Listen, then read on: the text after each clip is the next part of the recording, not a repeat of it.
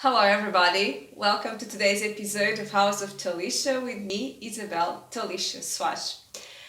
On today's episode, I am going to talk to you about something that crossed my mind or came to my mind during lockdown.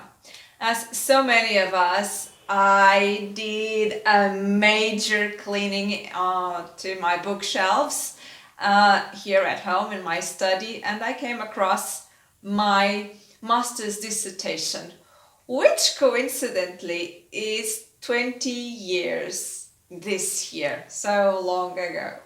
And for my master's dissertation, I focused on the adventure novel.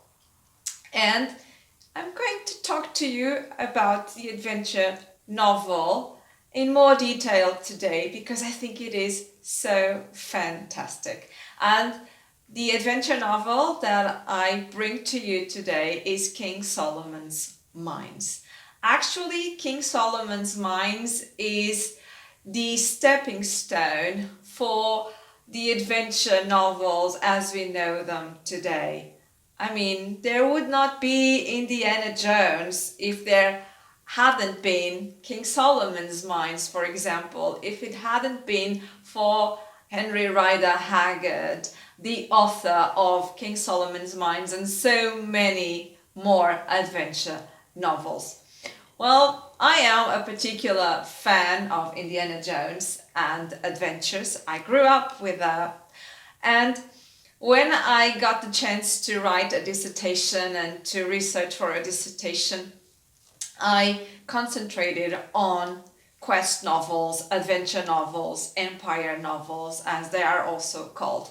That is, there is always a treasure, there is always something that triggers a group of heroes or a hero to go and find them.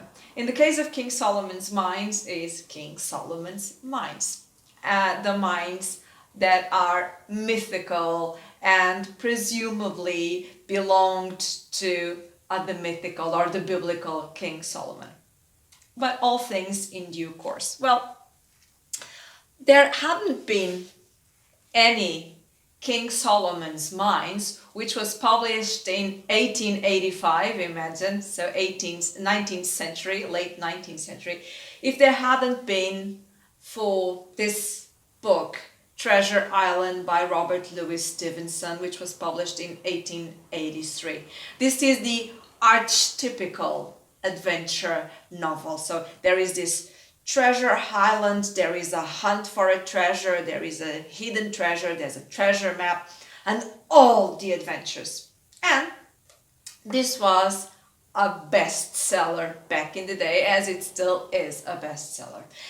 And Rider Haggard had a bet with someone, I think it was his brother or a close friend, that he could write something as good as Treasure Island.